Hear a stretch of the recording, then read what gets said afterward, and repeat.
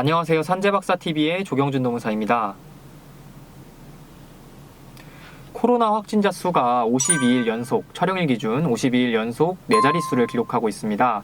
이처럼 심각한 코로나 확산세로 인해서 정부가 9월 5일까지 사회적 거리두기의 현행 유지를 좀 발표를 했는데요. 현재 수도권은 거리두기 4단계, 비수도권은 거리두기 3단계 체제를 유지하고 있죠. 이 상황 때문인지는 모르겠지만 많은 분들이 여전히 이제 코로나 백신 접종을 시행하고 있음에도 불구하고 불안해하시고 또 고통받고 계십니다. 그래서 그 연장선상으로 저희 법인에 이 코로나의 산재가 가능한지 또는 이 코로나 산재 승인 시 보상은 어떻게 되는지 인정 요건은 무엇인지 같은 질문들이 많이 늘어나고 있는데요. 오늘은 이제 여러분들이 궁금해할 법한 이런 내용들에 대해서 한번 영상으로 담아보는 시간 가지도록 하겠습니다.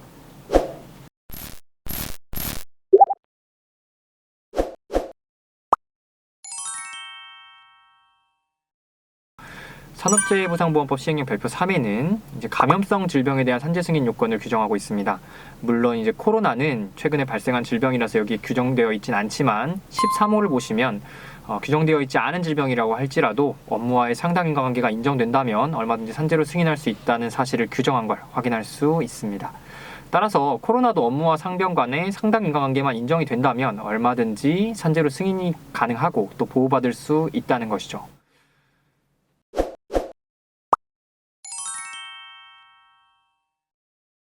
근데 코로나 산재 신청도 사실 다른 일반적인 사고나 그런 산재 신청과 크게 다르지 않습니다.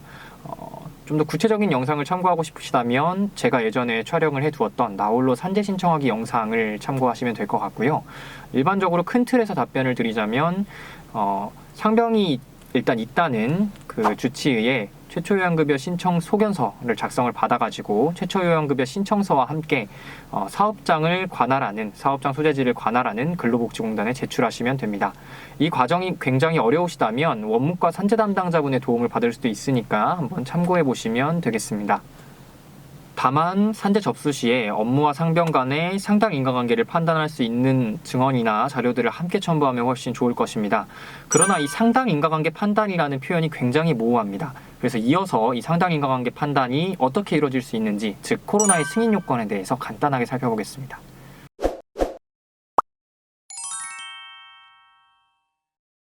코로나와 업무 간의 상당 인과관계 판단을 위해서 공단은 27페이지에 달하는 지침을 내어놓고 있습니다. 근데 이 지침의 내용을 모두 다 알 필요는 없고요. 간단하게 요점만 설명드리겠습니다.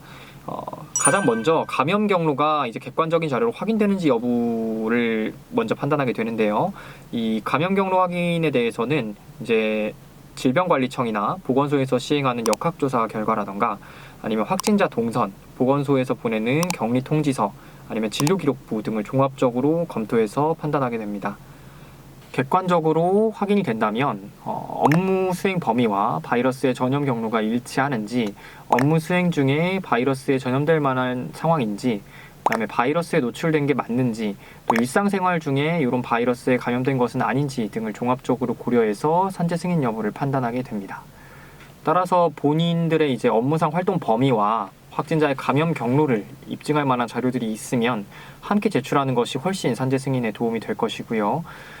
본인이 업무 외적으로 감염되지 않았다는 사실을 적극적으로 소명하는 것이 필요하다고 할 수 있겠습니다. 다만 보건의료 종사자나 집단 수용시설 종사자 같이 감염 위험이 높은 직업군의 경우에는 코로나 환자와 접촉한 사실이 확인이 된다면 충분히 산재 승인이 가능합니다. 예컨대 간호사나 간호조무사가 코로나 환자에게 의료 서비스를 제공하던 중에 코로나 확진을 받았고 업무 외적인 코로나 환자에 대한 노출이 없었다는 것이 확인이 된다면 산재 승인이 곧바로 가능하겠죠. 하지만 객관적 자료상 감염 경로 파악이 어려운 경우도 상당히 많이 존재할 수 있습니다. 예를 들면 코로나 같은 경우에 특히 그런데 무증상자가 굉장히 많습니다. 또 사회 전반적으로 감염자나 확진자가 되게 많기 때문에 어떤 경로로 이제 발병이 되었는지를 명확하게 확인하는 것이 어렵습니다. 이런 경우에는 공단은 코로나 감염에 대한 가능성을 판단을 해서 산재 승인 여부를 결정하게 됩니다.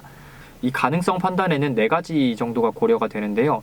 업무 환경이나 특성상 이 코로나 바이러스에 노출될 수 있는 가능성이 충분히 존재하는지, 그리고 사업주나 동료 근로자의 진술은 어떠한지, 그리고 혹시 사업장 내에서 집단 감염이 있었는지, 마지막으로 이 업무 수행 중에 사회적 거리두기 또는 방역 지침의 준수가 굉장히 어려운 직업인지 등을 꼽을 수 있겠습니다. 네, 이를 고려해서 업무 수행 중에 코로나에 감염되었을 가능성을 판단을 하고 이를 다시 한번 이제 비업무적인 코로나 감염 가능성과 비교를 해서 어느 쪽이 더 높은지를 판단함으로써 산재 승인 여부를 결정하게 됩니다.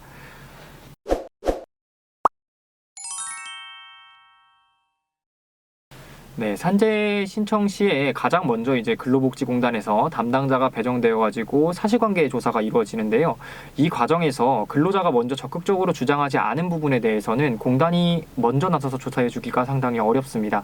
따라서 본인에게 유리하다고 생각되는 사실은 적극적으로 주장할 필요가 있고 본인에게 불리하다고 생각하는 사실 또한 적극적으로 소명할 필요가 있을 것입니다.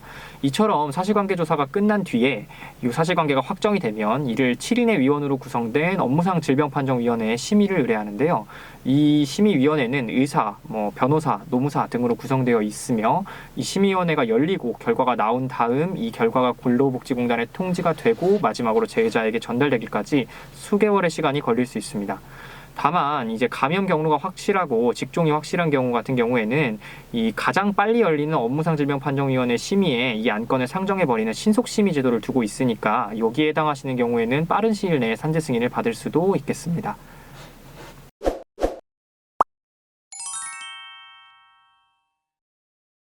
코로나 산재라고 해서 다른 유형의 산재들과 뭔가 보상 체계 자체가 다르진 않습니다. 일반적으로 휴업급여, 요양급여, 장애급여로 구분이 가능한데요. 산재 승인이 됐을 경우에는 이제 어느 정도 요양기간을 근로복지공단에서 설정을 해줍니다. 그리고 해당 요양기간에 치료로 인해서 일을 하지 못한 기간이라고 인정이 되는 경우에는 휴업급여를 지급하게 되고 이는 평균 임금의 70%입니다. 그리고 코로나 치료를 위해서 투입된 병원비 중에 비급여 부분을 제외하고 나머지 부분은 요양급여 또는 요양비라는 명목으로 공단에서 지급이 되고요. 마지막으로 산재 종결 이후에 어느 정도 노동 능력 상실률이 있다면 이를 등급으로 판단해서 보상을 지급하는 장애급여가 마지막으로 최종 보상이 되겠습니다. 네, 오늘 코로나에 걸린 경우에 대해서 산재 신청을 어떻게 하면 되는지를 좀 간단하게 알아봤는데요.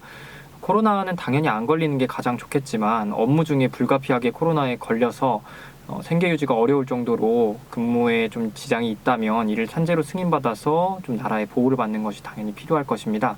오늘은 이런 분들한테 이 영상이 도움이 되었으면 좋겠다는 취지에서 한번 준비해 봤고요. 앞으로도 더 좋은 영상, 유익한 영상 많이 올리는 산재박사TV가 되겠습니다. 감사합니다.